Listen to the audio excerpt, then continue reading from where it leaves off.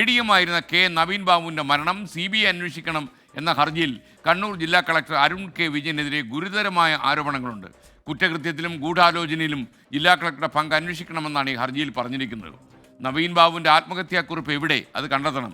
ഒന്നുകിൽ കൊലപാതകം അല്ലെങ്കിൽ ആത്മഹത്യാക്കുറിപ്പ് പോലീസ് മുക്കിയതാണെന്നും ഹർജിയിൽ പറയുന്നു.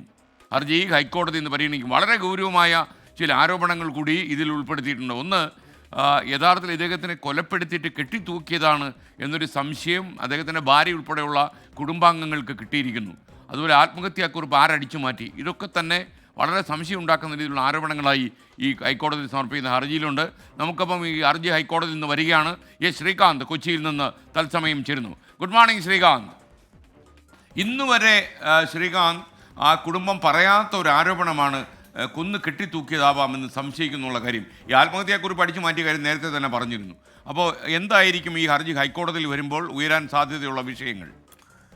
എസ്കേൻ, അതീവ ഗുരുതരമായ ആരോപണങ്ങളാണ് എസ്കേൻ ഈ ഹർജിയിൽ അവർ പറയുന്നത്. അതായത് കളക്ടർക്കും പോലീസിനുമെതിരെ, ഈ പ്രത്യേക അന്വേഷണ സംഘത്തിനും ജില്ലാ കളക്ടർക്കുമെതിരെ നേരിട്ടുള്ള ആരോപണങ്ങളാണ് അവർ ഉന്നയിക്കുന്നത്. ഒരു പടി കൂടി കടന്ന് കളക്ടർക്കെതിരെ CBI അന്വേഷണം വേണം എന്ന ആവശ്യം അവർ ഹൈക്കോടതിയിൽ ഈ ഹർജിയിൽ ഉൾപ്പെടുത്തിയിട്ടുണ്ട് എന്നുള്ളതാണ്.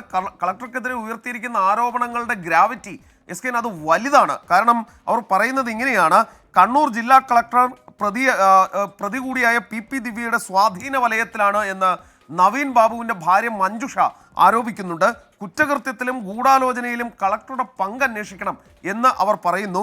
കളക്ടറുടെ ഫോൺ കോൾ രേഖകളും കളക്ടറേറ്റ് പരിസരത്തെ CCTV ദൃശ്യങ്ങളും പരിശോധിക്കണമെന്ന് അവർ ആവശ്യപ്പെടുന്നു. യാത്രയപ്പ് ചടങ്ങിൽ ദിവ്യയുടെ സാന്നിധ്യത്തെപ്പറ്റി പരസ്പര വിരുദ്ധമായ മൊഴികൾ നൽകി കളക്ടർ അവരെ രക്ഷിക്കാൻ ശ്രമിച്ചു എന്നുള്ളതാണ് ഈ കാര്യത്തിൽ ഈ ഹർജിയിൽ കുടുംബം ആരോപിക്കുന്നത്.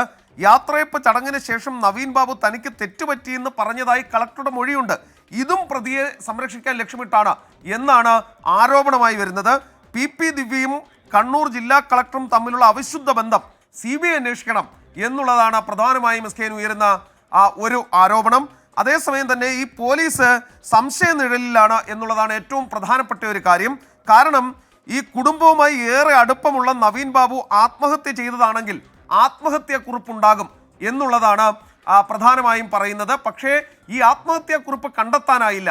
ആത്മഹത്യാക്കുറിപ്പ് മുക്കിയതാണോ എന്നൊരു സംശയം അവർ പറയുന്നു. SKN ചൂണ്ടിക്കാണിച്ചതുപോലെ ഒന്നുകിൽ ആത്മഹത്യ ചെയ്തതാണെങ്കിൽ ആത്മഹത്യാക്കുറിപ്പുണ്ടാകും, ഇല്ലെങ്കിൽ അത് കൊന്നു കെട്ടിത്തൂക്കിയതാണോ എന്ന് പരിശോധിച്ചില്ല പോലീസ് എന്നാണ് അവർ പറയുന്നത്. അതൊരു വലിയ ഗ്രാവിറ്റി കൂടിയ ഒരു ആരോപണമാണ് SKN. അത് മാത്രമല്ല, ഈ പ്രത്യേക അന്വേഷണ സംഘത്തിന് തലവൻ എന്ന് പറയുന്നത് ഈ ടൗൺ SHO ശ്രീജിത്താണ്. ഈ ശ്രീജിത്താണ് അവിടെ പ്രാഥമിക അന്വേഷണം പോലും നടത്തിയ വ്യക്തി. അതായത് പ്രാഥമിക അന്വേഷണം നടത്തിയ വ്യക്തിയെ തന്നെ ഇതിൻ്റെ പ്രത്യേക അന്വേഷണ സംഘ തലവനാക്കി നിർത്തി ഈ കേസ് അന്വേഷിക്കുന്നു എന്ന് പറയുമ്പോൾ അതൊരിക്കലും നീതിപൂർവമായ അന്വേഷണമാകില്ല എന്നും അവർ പറയുന്നു. CBI വരട്ടെ, കാര്യങ്ങൾ തെളിയട്ടെ എന്ന് പറയുന്നു. പ്രധാനമായും നോക്കേണ്ടത് SKN PP ദിവ്യയും കളക്ടറും തമ്മിലുള്ള അവിശുദ്ധ ബന്ധം CBI അന്വേഷിക്കണം എന്നുകൂടി ആ കുടുംബം ആവശ്യപ്പെടുന്നു. വലിയ ഗുരുതരമായ പ്രത്യാഘാതങ്ങൾ ഉണ്ടാക്കാൻ പോകുന്ന ആരോപണമാണ്. അത് കോടതി എന്ത് തീരുമാനിക്കുമെന്ന് ഇന്ന് കാത്തിരുന്ന് കാണാം. Okay, thank you Sreekanth. എന്തായാലും ഈ കുടുംബത്തിനൊപ്പം സർക്കാർ ഉണ്ടാകും എന്ന ഉറപ്പ് പാലിക്കപ്പെടുന്നില്ല എന്നൊരു തോന്നൽ ഈ കുടുംബത്തിന് കാര്യമായി വന്നിട്ടുണ്ട് ഈ അടുത്ത കാലത്തായി. ഈ അന്വേഷണം തീർച്ചയായിട്ടും അതിൻ്റെ മെറിറ്റിൽ നടക്കുമെന്നുള്ള ചിന്ത ഈ കുടുംബത്തിനില്ല. പ്രത്യേകിച്ച് സർക്കാരിൻ്റെ നടപടിക്രമങ്ങളൊക്കെ നന്നായി അറിയാവുന്ന ഒരാളാണ് ഈ നവീൻ ബാബുവിൻ്റെ ധർമ്മപത്നി. തഹസിൽദാരാണ്, ഒരു കോന്നി തഹസിൽദാരായിട്ടിരിക്കുകയാണ്.